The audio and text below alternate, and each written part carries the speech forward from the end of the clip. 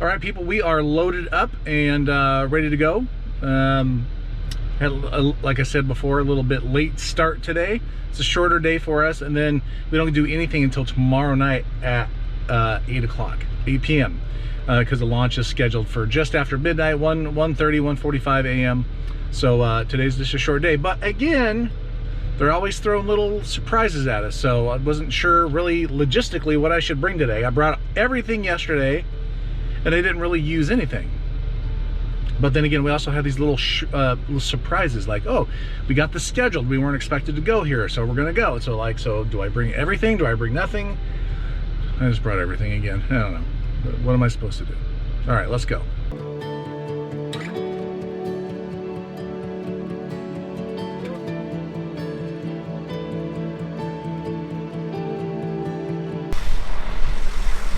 Our first stop today is a Space Force / Air Force / NASA museum. Let's get it. Complex 26 out on Cape Canaveral. Really amazing, like a time capsule. A lot of references to I Dream of Jeannie, you know, the main character. They lived in Cocoa Beach, and so there was a lot, and he was in the Air Force, so this was the place he was working, right? And then there was two pads here, Pad A, Pad B. We didn't actually get to go out and see any of the pads, but we kind of get a peek through the window at one of them. But lots of historic missile launches, right? Now, missiles ultimately turned into what we were putting people into space for. Look at this old equipment. This is period, like this is the stuff they used to launch missiles and rockets. Like, it's unbelievable. And what he was going to be saying here, that it was kind of hard to hear. So essentially the pads were about 300 feet away. Like, you would never see that. Like, for tomorrow, we're gonna be 3.5 miles away. But that's because everything was hardwired. There was a copper wire for everything. So if somebody wanted to sync the selector for this line, that was a physical thing that they moved that button, and the action happened. What we're looking at here is this is how they actually launched. They flipped those two buttons up at the same time. Then there was a really cool simulation that I wish would have turned out better, because it was essentially the same loudness, if you will, of a rocket being launched, right? So you could actually hear it, feel it, and it was kind of cool. That they got to do this. The next one, they had somebody else go do it, and then the rocket blew up, which I guess they said happened, you know, like 1 out of every 4 times or something like that early on. But man, this equipment, the lights, like so tactile, not a touch screen anywhere to be found. This was like 1952 through the 60s, like mid 60s. Again, just random pictures of cool stuff. This is a close-up. That's the 2 buttons you flip up to actually launch. They showed us in another room where there was a controller that would sit there. There's the pad right out there. It's not a very good window, or not a very good window. It's not a very good view out that window. Pretty cool old microphone. But anyway, there's another position in another building where it was basically this range safety officer. So if it looked like the missile or the rocket was going sort of askew, then he would literally flip a couple switches. He didn't have to ask anybody or do anything. He basically just exploded the missile. For those of you that played in my little Facebook thing, that is an ashtray indeed. They said all 35 people in this room were probably smoking. Look at this magnetic tape running still. That's so cool. This room housed a majority of the computers and the data equipment. Pretty amazing. This whole computer right here was 12 bytes. Not megabytes, not gigabytes, bytes.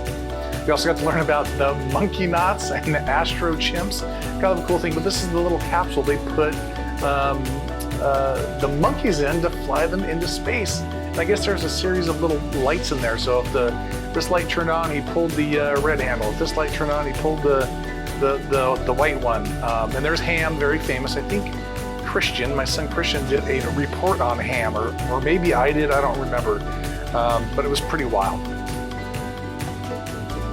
These are just some missiles. That's actually a V-2 rocket, German V-2 rocket.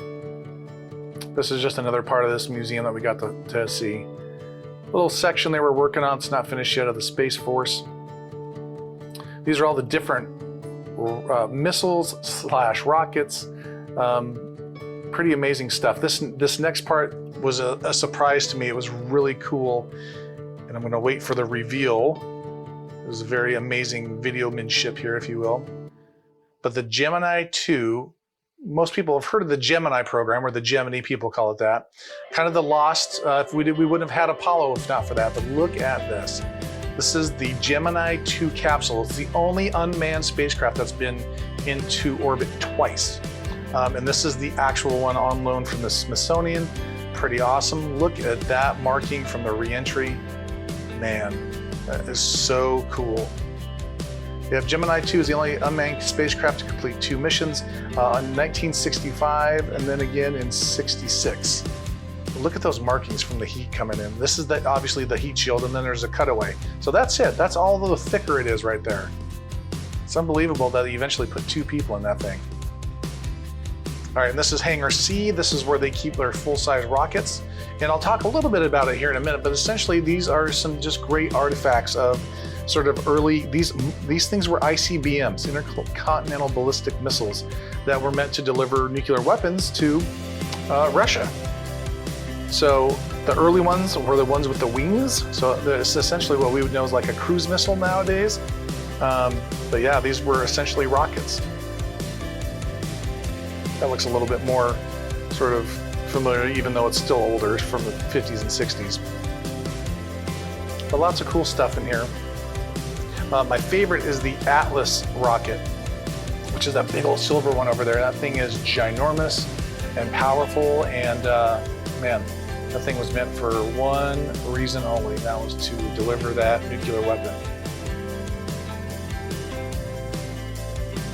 Here's the back of it.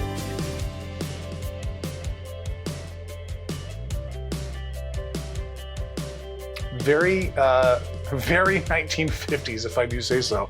I don't know. It looks just like your typical rocket ship that you might think of when, you know, in the 50s and 60s, and you know, sci-fi stuff.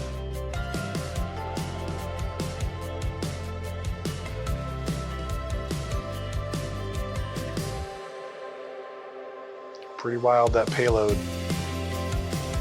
Oh, there it is. Hypersonic. This is a piece that they just got in. They have no markings or anything for it, but it was part of the Gemini stage rocket that was recovered by accident. One of the cool things in this rocket museum, basically, is what we're looking at, is the history. There's so much history. The history is just amazing to me. But the things in this place were built for destruction. They were built to deliver nuclear warheads in the height of the Cold War, right, in the 50s. And they were all repurposed. Well, not all, but a couple of these. The Atlas, and then this guy here.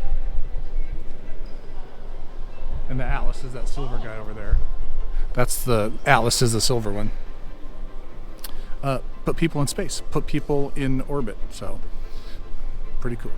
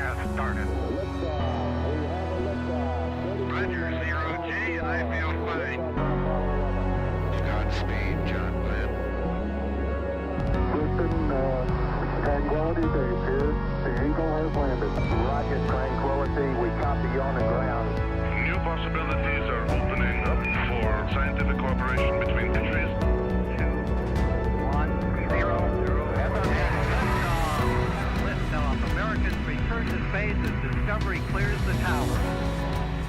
Discovery, go and throttle up. Discovery, roger, go for deploy. H2 and to everybody in the shuttle program, the crew is go for launch. Roger, nice to be in orbit. We have followed in their footsteps to get us where we are today.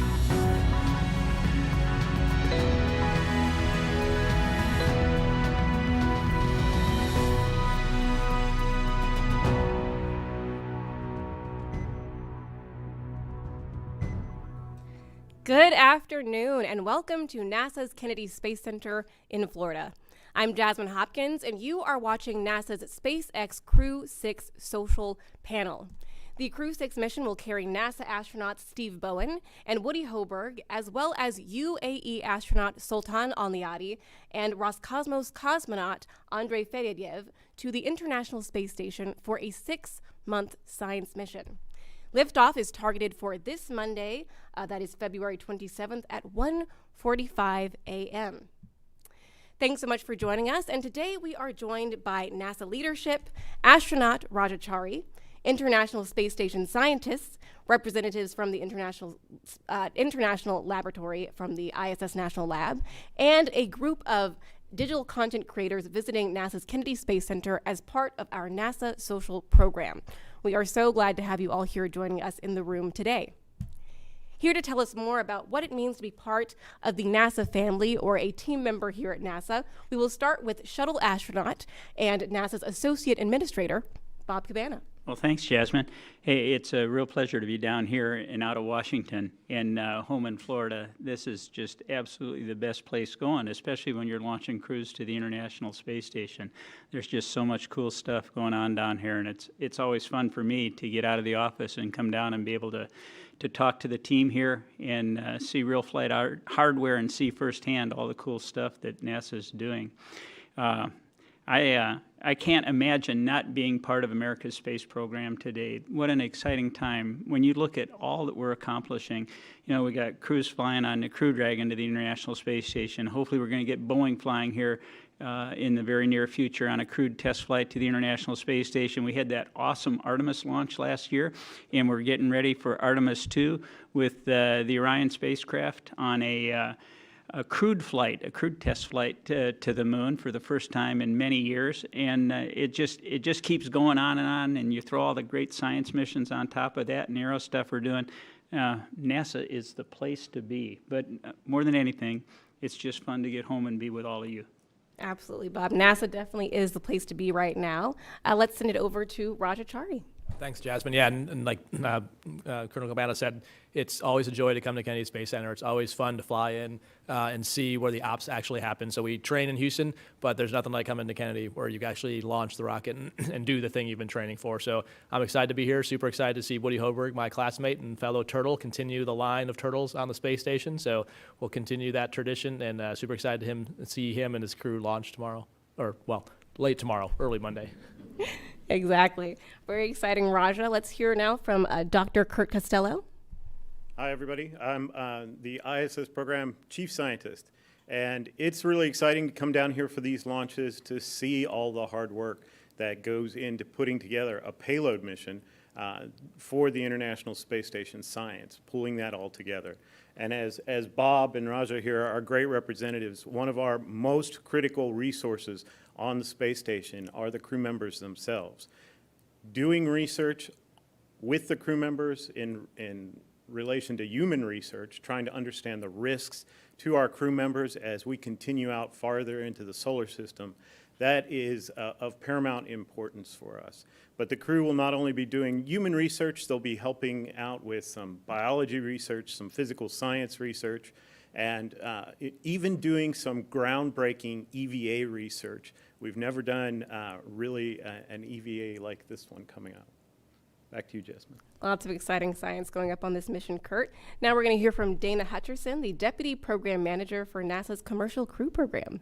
Hey, welcome, and very excited to be here. As she said, I'm Dana Hutcherson, Deputy Program Manager for Commercial Crew Program.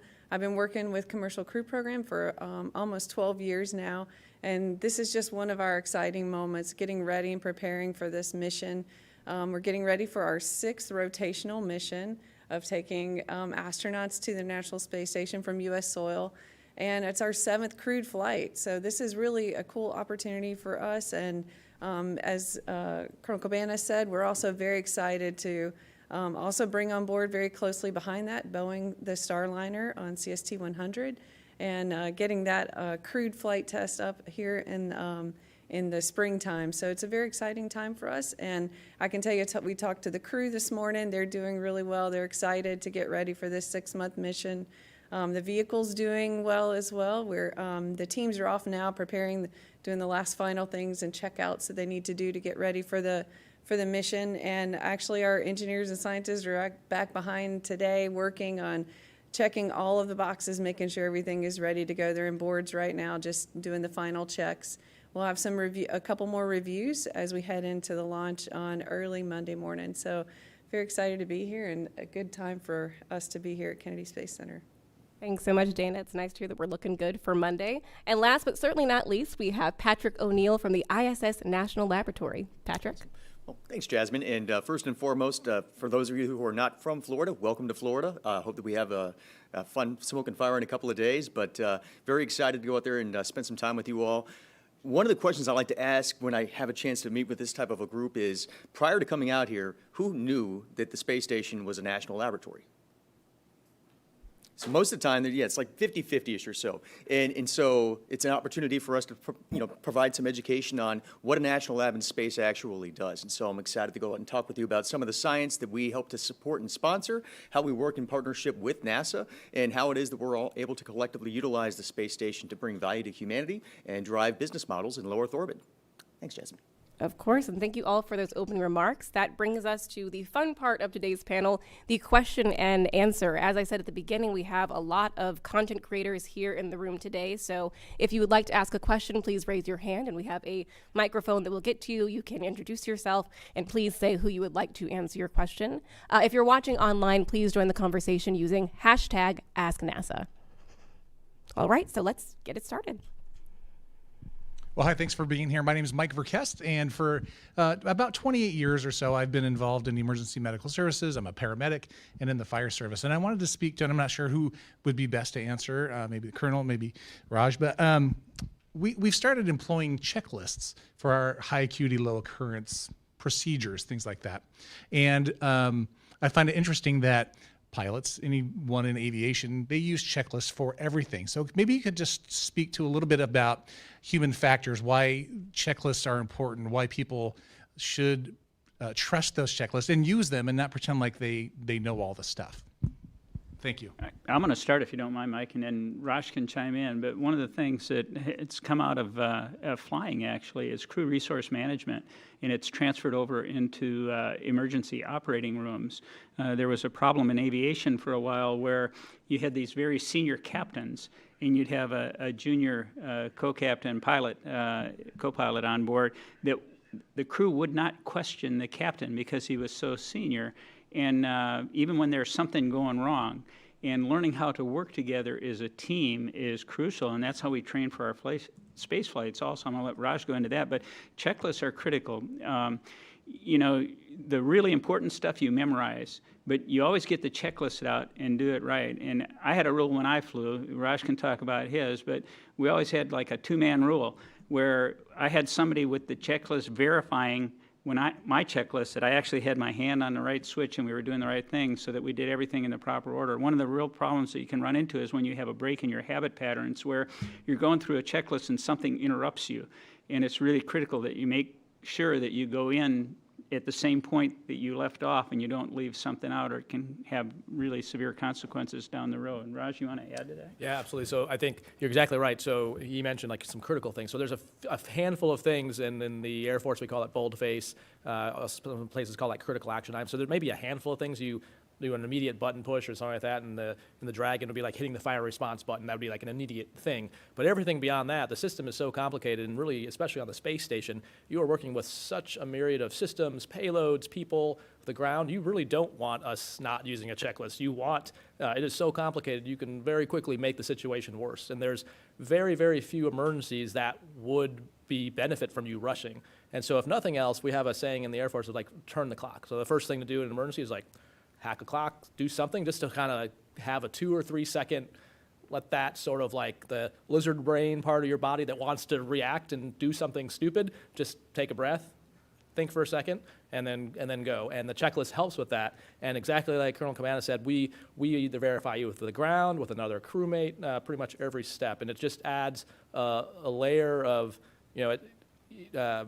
a layer of certainty to it and to make sure that you don't wind up in a bad path, especially when the space station models, we are the eyes and ears and doers, but the ground has way more insight into the overall system. And so if you're not in sync with the ground, it's really easy to go down whether maybe you're coming up an eclipse or, the solar panels are at some different angle, and you don't know all that information without following the checklist and talking to the ground.